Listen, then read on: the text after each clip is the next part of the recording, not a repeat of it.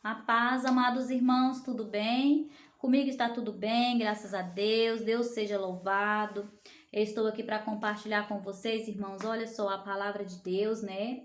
O alimento do cristão.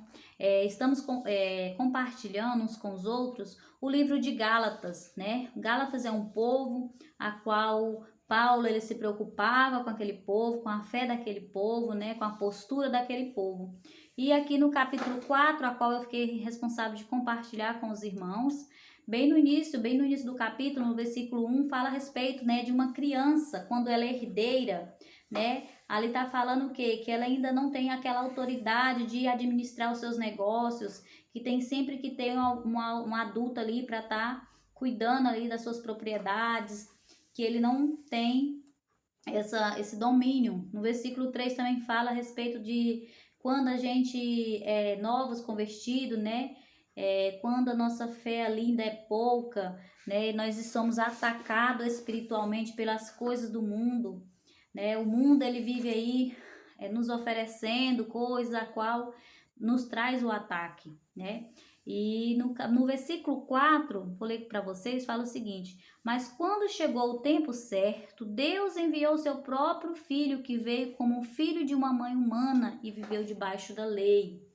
Olha só, quem é essa mãe? A mãe de Jesus. Aqui no capítulo, Paulo está falando da vinda de Jesus, que Jesus veio através de uma mãe humana, e essa mãe, ela viveu na época da lei, né? Ela vivia ali, é, é a época que eles viviam era a época que eles tinham que obedecer à lei, né? A lei de Abraão, né? Então, o que que acontece? Deus, ele cumpriu ali aquela promessa que ele ia enviar o filho dele, né, a qual veio o Espírito do Filho de Deus, né, para trazer para nós um relacionamento novo com Deus, a qual nós vivemos a graça de Deus, né, irmãos?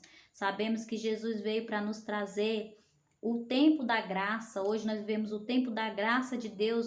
No capítulo 3 aí que o irmão João compartilhou, ele esteve explicando ali sobre a lei, né? Aquela lei, as exigências, como que teria que ser. E Jesus, ele veio para cumprir essa lei. E para que nós vivemos livre, né, da escravidão, para que nós possamos desfrutar da graça de Deus, né? E Paulo aqui no capítulo 4, ele fica muito preocupado com o povo, porque Paulo fala em alguns versículos aqui, ele fala que quando ele estava doente, né, ali enfermos, as pessoas, né, viam até Jesus nele mesmo, e aí depois as pessoas abandonaram aquela fé, né, estavam abandonando. Então Paulo está muito preocupado com aquele povo, que ele está querendo o quê? Dar uma sacudida no povo e falar assim: volte a crer em Jesus, volte, né, vocês têm que crer na vinda de Jesus, que Deus enviou Jesus, e não queira viver mais na escravidão.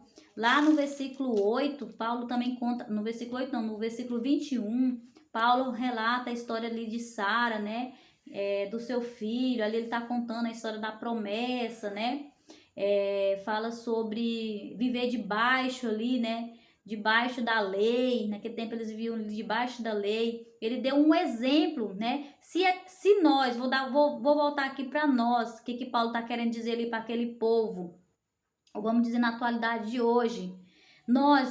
Nosso grupo aqui de pessoas que somos cristãos, seguimos, né, a palavra de Deus, acreditamos que Jesus veio para nos libertar da escravidão, para nos libertar dessa lei que nós não conseguimos cumprir, irmãos. Nós não conseguimos cumprir a lei. Jesus veio para cumprir, porque nós não conseguimos cumprir essa lei. É muita exigência, nós não conseguimos, mas Jesus, ele veio e cumpriu por nós, né? Isso que Paulo está querendo que eles entendam, que eles, né, vivam de verdade essa graça de Deus, creia de verdade que essa graça de Deus. O capítulo está exortando esse povo, né?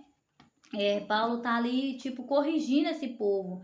Vou ler para vocês, para meu vídeo não ficar muito longo. Eu expliquei um pouco o que é o capítulo 4 e vou finalizar lendo bem aqui no versículo 28, né? Fala o seguinte: meus irmãos, vocês são como Isaque, são filhos de Deus por causa da promessa divina. né? O que ele está falando aqui? Que Deus, ele prometeu enviar Jesus, né? E Jesus veio, então nós somos filhos de Deus, né? Então que nós venhamos a tomar posse disso, tomar posse dessas promessas e acreditar que nós somos filhos de Deus, somos filhos amados por Deus, somos perdoados pelos nossos pecados, somos livres da lei, não somos mais escravos. É isso que Paulo está dizendo aqui, né? Naquela época, o filho que havia sido gerado, como todas as crianças são gerados, perseguiu o que havia sido gerado por causa do Espírito de Deus. Da mesma coisa está acontecendo agora. Mas o que é que essas escrituras sagradas dizem? Elas dizem: mande embora a escrava e o filho dela, pois o filho da escrava não herdará a propriedade do pai, junto com o filho da mulher livre. Portanto, meus irmãos, nós não somos filhos de uma escrava, mas de uma mulher livre. Aqui Paulo está falando, irmãos, da história de Agar e Sara, né? Ali que teve a filha da escrava, né? E o filho da promessa, que foi o filho de Sara. E da mesma forma ele está trazendo aqui para nós que nós não somos filhos do escravo, nós somos filhos de Deus, né?